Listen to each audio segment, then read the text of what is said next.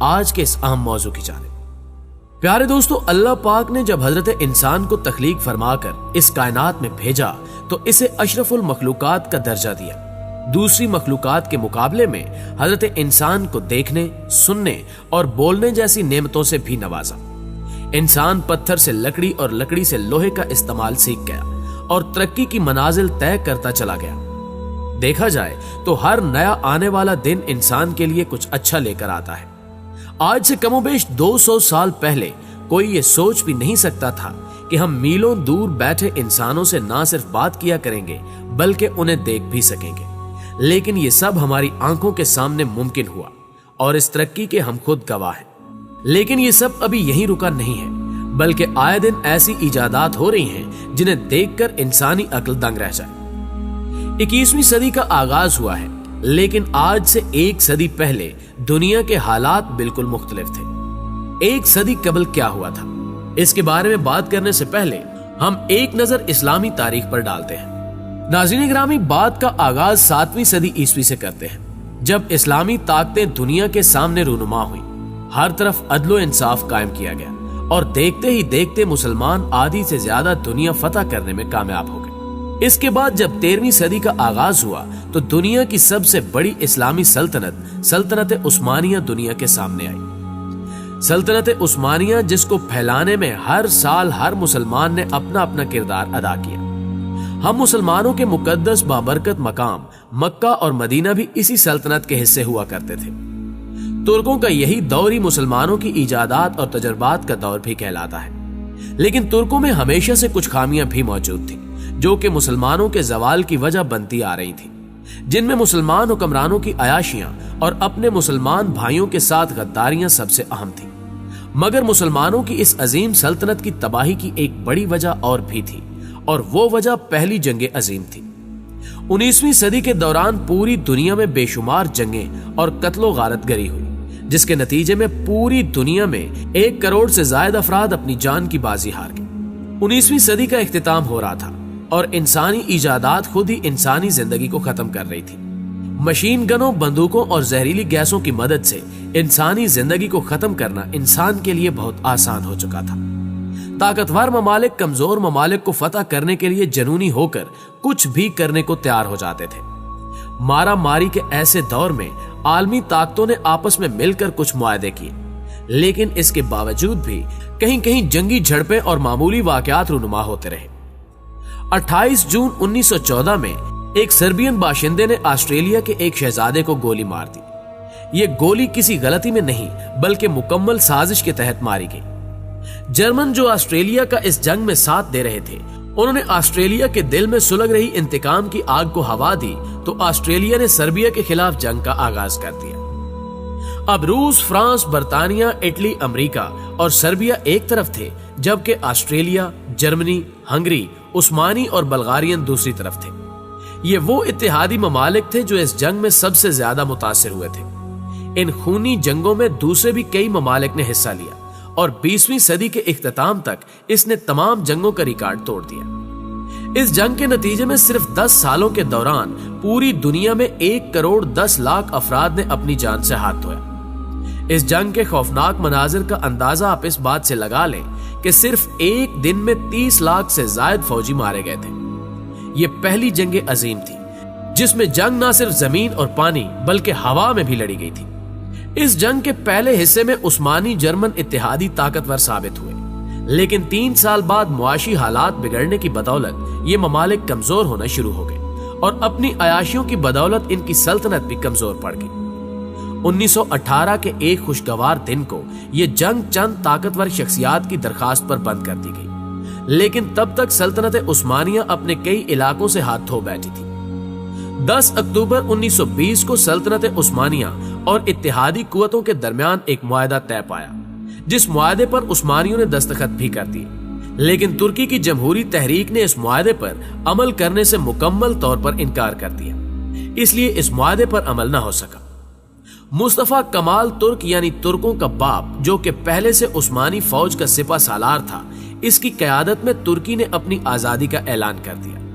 یہ آزادی برطانیہ کے قبضے اور استنبول یعنی قسطنطنیہ کے بادشاہ سے لی گئی۔ इस मुआहदे से पहले ही तुर्क हिजाज मुकद्दस यानी सऊदी अरब और आर्मीनिया खुद को आजाद मुल्क तस्लीम कर चुके थे।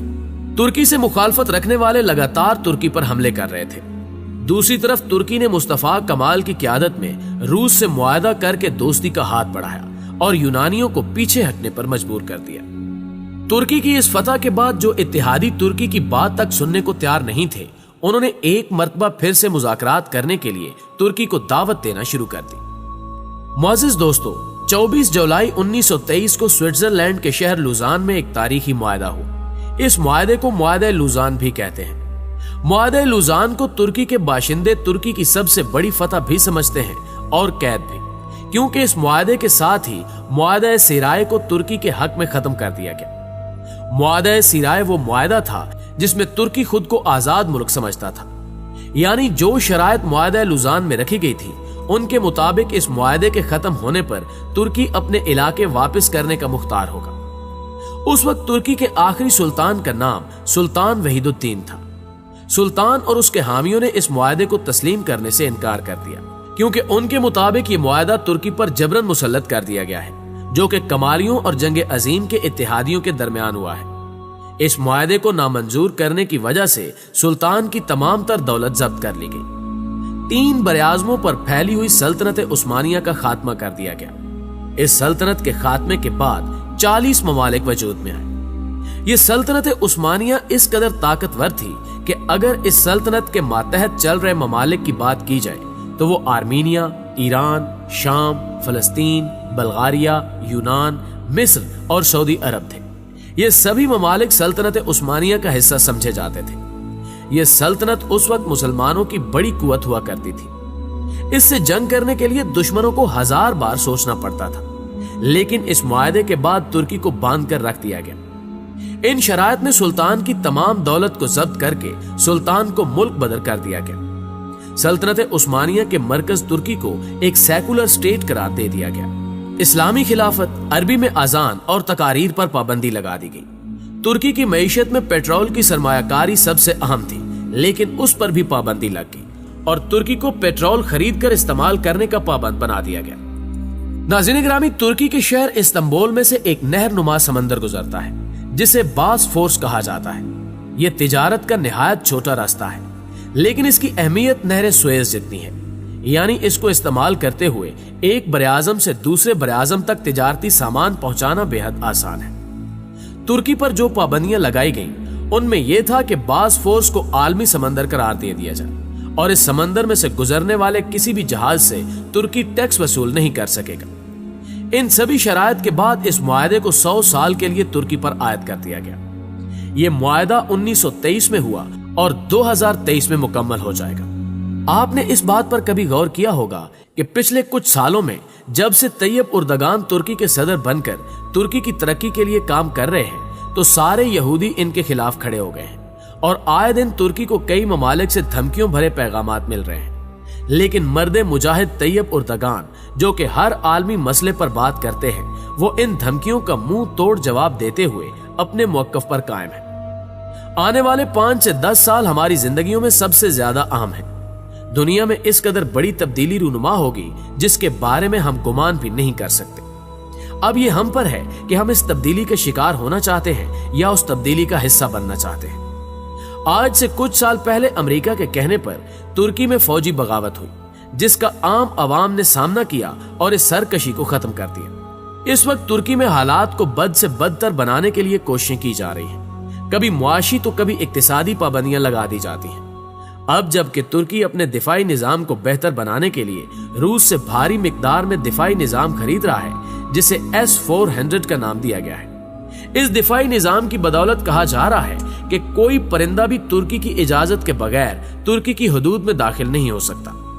इस दिफाई निजाम को रोकने के लिए अमेरिका आए दिन तुर्की को धमकियां लगाता रहता है, लेकिन तैयब उर्दगान इन धमकियों का मुंह तोड़ जवाब भी दे रहे हैं, जिससे ये बात साबित हो जाती है कि अगर इंसान कुछ करने का पुख्ता इरादा कर ले तो दुनिया की कोई भी ताकत उसका मुकाबला नहीं कर सकती। ये सब पाबंदियां सिर्फ इसलिए हैं क्योंकि तमाम यहूदी इस बात से खौफजदा हैं कि मुसलमान एक मर्तबा फिर से इकट्ठे होकर दुनिया पर गालिब ना आ जाए। कहा जा रहा है कि साल 2023 के बाद खिलाफत उस्मानिया जिंदा हो जाएगी اور ہر طرف مسلمانوں کا بول بالا ہوگا۔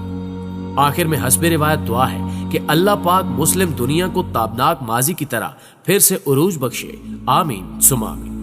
دوستوں، میں پوری امید ہے کہ آج کی یہ ویڈیو بھی آپ کو نہ صرف پسند آئی ہوگی بلکہ آپ کے علم میں اضافے کا باعث بھی بنی ہوگی۔ ویڈیو اچھی لگے تو اسے لائک کرتے ہوئے اپنے دیگر دوستوں کے ساتھ شیئر ضرور کیجیے گا۔ جلد ہی حاضر ہوتے ہیں ایک نئی معلوماتی ویڈیو کے ساتھ، تب تک کے لیے اپنا اور اپنے پیاروں کا ڈھیر سارا خیال رکھیے۔ اللہ نگہبان۔